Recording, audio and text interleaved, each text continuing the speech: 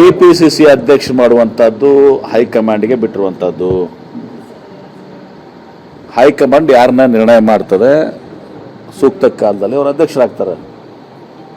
ತಪ್ಪೇನಿಲ್ಲ. ಅವತ್ತು ಸಹ ಸತೀಶ್ ಜಾರಕಿಹೊಳಿ ಇರ್ಬೋದು, ಈಶ್ವರ್ ಖಂಡ್ರೆ ಇರ್ಬೋದು, ಯಾರಾದರೂ ಕೂಡ ಇವತ್ತು ದಿವಸ KPCC ಅಧ್ಯಕ್ಷ ಆಗಬೇಕು ಅವ್ರು ಬಯಸಿದ್ರೆ ಹೈಕಮಾಂಡ್ ಅದನ್ನು ಪರಿಗಣಿಸಲಿಕ್ಕೆ ಅವ್ರ ಹೆಸರನ್ನು ಕೂಡ ಇಟ್ಕೋತಾರೆ, ಪರಿಗಣಿಸ್ತಾರೆ. ಅದನ್ನೆಲ್ಲನೂ ಆಯ್ತು ನೋಡ್ತಾರೆ, ಎಲ್ಲ ನೋಡಿ ನಿರ್ಣಯ ಮಾಡ್ತಾರೆ.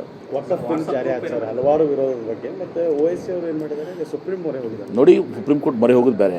ಆದರೆ ಒಂದು ನೀವು ವಿಜಯಪುರ ಜಿಲ್ಲೆಯಲ್ಲಿ ವಿಶೇಷವಾಗಿ ಗಮನಿಸಬೇಕಾಗಿತ್ತು. ಅಮಿತ್ ಶಾ ಅವರು ಗೃಹ ಸಚಿವರು, ಎಲ್ಲ ಮಾಹಿತಿ ಇರ್ತದೆ ಅವ್ರಿಗೆ. ಬೇಕಾಗಿದ್ದು ಬೇಡಾಗಿದ್ದು ಎಲ್ಲ ಮಾಹಿತಿ ಇರ್ತದೆ ಅವ್ರಿಗೆ. ಅವರು ಹೇಳ್ತಾರೆ ಹೊನ್ನವಾಡದಲ್ಲಿ 1500 ಎಕರೆ ರೈತರದು ವಕ್ಫ್ ತಗೊಂಡೆ. ಹೊನ್ನವಾಡದ ವಿಷಯ ನಿಮ್ಗೆ ಗೊತ್ತಿದೆ. ಮಾಲ್ಬಗ ಆಯ್ತು ಅಂತೇಳಿ ತಪ್ಪು ಇದು ಆಗಿದ್ದಂಥದ್ದು ಬ್ರ್ಯಾಕೆಟ್ನಲ್ಲಿ. ತೇಜಸ್ವಿ ಸೂರ್ಯ ಹೇಳ್ತಾರೆ ಮತ್ತು ಅಲ್ಲಿ 5 ಸ್ಟಾರ್ ಹೋಟ್ಲ್ ಕಟ್ತಾ ಇದ್ದಾರೆ. ಹೊನ್ನವಾಡದ 5 ಸ್ಟಾರ್ ಹೋಟ್ಲ್ ಆಗುತ್ತಾ? ಬಿಜಾಪುರನಾಗೆ 5 ಸ್ಟಾರ್ ಹೋಟ್ಲ್ ಇಲ್ಲ. ಆಮೇಲೆ ತೇಜಸ್ವಿ ಸೂರ್ಯ ಅವರು 10,000 ಎಕರೆ 15,000 ಎಕರೆ ವಿಜಯಪುರ ಜಿಲ್ಲೆಯಲ್ಲಿ ರೈತರ ಜಮೀನನ್ನು ವಕ್ಫ್ ಪಡ್ಕೊಂಡಿದ್ದಾರೆ ಅಂತ ಹೇಳ್ತಾರೆ. ಆರ ವಾಸ್ತವ ಏನಂದರೆ ನಿಮಗೂ ಗೊತ್ತಿದೆ.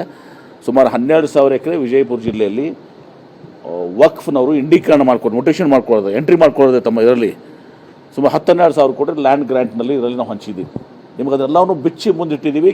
ಮತ್ತು ಅದನ್ನು ಬೆಂಗಳೂರಲ್ಲಿ ಪ್ರೆಸ್ ಕಾನ್ಫರೆನ್ಸ್ ಮಾಡಿ ಹೇಳಿದ್ದೀವಿ, ವಿಧಾನಸಭೆಯಲ್ಲೂ ಕೂಡ ಹೇಳಿದ್ದೀವಿ. ವಿಜಯಪುರ ಜಿಲ್ಲೆ ಮೂರ್ತಿ ಹೇಳ್ತೇನೆ ನಾನು. ಇಷ್ಟು ತಪ್ಪು ಮಾಹಿತಿಗಳನ್ನು ಕೊಡ್ತಾರೆ. ಇನ್ನು ಕಾನೂನಾತ್ಮಕ ಹೋರಾಟ ಇದೆ, ಅದೇನಾಗ್ತದೆ ಅದು ಅಂತಿಮ. ಅದು ನನಗೇನು ಗೊತ್ತಾಗ್ತದೆ. ಸುಪ್ರೀಂ ಕೋರ್ಟ್ನಾಗ ಏನು ನಿರ್ಣಯ ಮಾಡ್ತಾರೆ ಅವರು ನ್ಯಾಯಯುತವಾಗಿ ನಿರ್ಣಯ ಮಾಡ್ತಾರೆ. ಸರ್, MLC ನೀಡಬೇಕು, MLC ನಮ್ಮ ಜಿಲ್ಲೆಯವರು ನೀಡಬೇಕು ಅಂತ ಹೇಳಿ ನಿಶ್ಚಿತವಾಗಿ ತಪ್ಪು. ನೋಡಿ, ಮುಸ್ಲಿಂ ಸಮುದಾಯ ಕೇಳ್ತಾ ಇದೆ. ಪಾಪ ಅವ್ರಿಗೆ ನಾವು 3 ಸಲ ಸ್ಪರ್ಧೆ ಮಾಡಿದ್ದೀವಿ, 2-3 ಸಲ ನಮಗೆ ಶಾಸಕರಾಗಿಲ್ಲ ಅಂತ. ತಪ್ಪಿಲ್ಲ, ಅವ್ರ ಹಕ್ಕಿದೆ. ರಾಜು ಅಲ್ಗೂರ್ ಅವ್ರು ಕೇಳ್ತಾ ಇದ್ದಾರೆ, ಪ್ರಕಾಶ್ ರಾಠೋಡ್ ಅವ್ರು ಕೇಳ್ತಾ ಇದ್ದಾರೆ, ಮಲ್ಲಿಕಾರ್ಜುನ್ ಲೋಣಿ ಅವ್ರು ಕೇಳ್ತಾ ಇದ್ದಾರೆ. ಎಲ್ಲರೂ ಕೇಳ್ತಾರೆ, ಎಲ್ಲರಿಗೂ ಹಕ್ಕಿದೆ. ನೋಡೋಣ, ಪಕ್ಷ ಹೈಕಮಾಂಡ್, ನಾವು ಕೂಡ ಹೈಕಮಾಂಡ್ಗೆ ಏನೆಲ್ಲ ಹೇಳಿದ್ದೀವಿ, ಯಾರು ಯಾವ ಕೋಟದಲ್ಲಿ ಫಿಟ್ಟಿಂಗ್ ಆಗ್ತದೆ. ಒಟ್ಟು ವಿಜಯಪುರ ಜಿಲ್ಲೆಗೆ ಈ ಎಲ್ಲ ಬೇಡಿಕೆಗಳು ಸಮಂಜಸಿದ್ದಾವೆ. ನಾವು ಜಿಲ್ಲೆ ಮುಸ್ಲಿಮ್ಸ್ ಎಲ್ಲಾನು ಕೂಡ ಏನು ಅಂತಂದ್ರೆ ಕಾಂಗ್ರೆಸ್ಗೆ ವೋಟ್ ನೀಡಿದ್ದೀವಿ. ಹೌದು, ನಿಶ್ಚಿತವಾಗಿ ನಿಶ್ಚಿತವಾಗಿಯೂ ಕೂಡ ಅವಕಾಶ ಕೊಡಬೇಕು. ಒಂದು ಅಧ್ಯಕ್ಷತೆ ಕೊಟ್ಟರೆ ನಡೆಯಲ್ಲ. ನೋಡಿ, ಮುಸ್ಲಿಮ್ಸು ಇದು ಮಾಡಿದ್ದಾರೆ, ಅದೇ ರೀತಿ ದಲಿತರು ಪಾಪ ಇದು ಮಾಡಿದ್ದಾರೆ. ರಾಜು ಅಲ್ಗೂರ್ ಅವ್ರನ್ನ ನಾವು ಅವರೇ ಒತ್ತಾಯ ಮಾಡಿ ನಾವು ಇದಕ್ಕೆ ನಿಲ್ಲಿಸಿದ್ವಿ. ಅದೇ ರೀತಿ ಪ್ರಕಾಶ್ ರಾಠೋಡ್ ಇದ್ದಾರೆ, ಆಮೇಲೆ ಗಾಣಿಗ ಸಮುದಾಯದಿಂದ ಲೋಣಿ ಅವರಿದ್ದಾರೆ. ಎಲ್ಲರೂ ಕೂಡ ಆಕಾಂಕ್ಷಿಗಳಿದ್ದಾರೆ, ಎಲ್ಲರೂ ಕೂಡ ಸಮರ್ಥರು ಇದ್ದಾರೆ, ಸಮಂಜಸರು ಕೂಡ. ಆಯ್ತು, ಅದು ಬಿಡಿ, ಅದರಲ್ಲಿ ಅದೇನು ಹೇಳ್ತೀನಿ, ಸಮಂಜಸ ಅವಕಾಶ ಪ್ರಯತ್ನ ಮಾಡ್ತಾ ಇದ್ದೀನಿ. ನೋಡೋಣ. ಹಾಂ, ಏನಾಯಿತು? KPCC ಅಧ್ಯಕ್ಷವನ್ನು ಹೈಕಮಾಂಡ್ ನಿರ್ಧಾರ ಮಾಡ್ತಾರೆ ಸೂಕ್ತ ಸಂದರ್ಭದಲ್ಲಿ.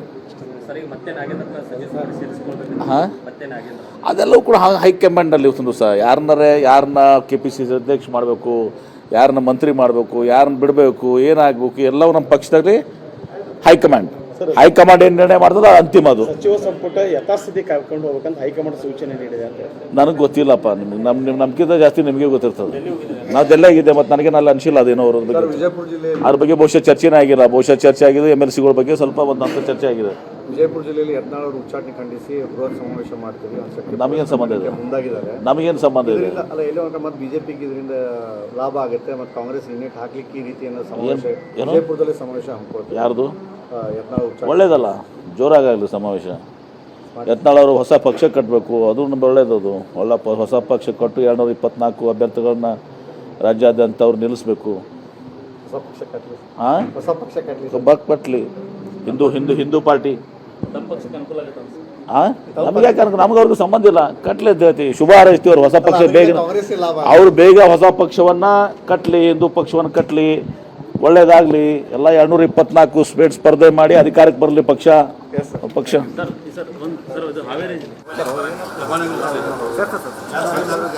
ಅಲ್ಲಿ ಮಣ್ಣು ತೆಗಿತಿರೋದ್ರಿಂದ ಕಾಮಗಾರಿ ಮಾಡೋಕ್ಕಾಗ್ತಿಲ್ಲ ಅಂತೇಳಿ ಅಧಿಕಾರಿಗಳೇ ದೂರು ಕೊಟ್ಟರು, ಪೊಲೀಸರು ದೂರು ಸಿಕ್ಕಿರ್ತಾರೆ.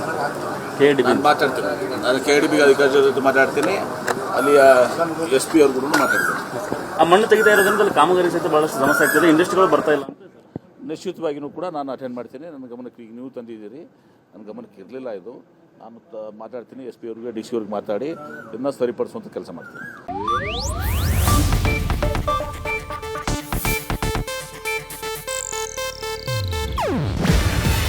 ಇದು ಏಷ್ಯಾನೆಟ್ ನ್ಯೂಸ್ ನೆಟ್ವರ್ಕ್ ಪ್ರಸ್ತುತಿ.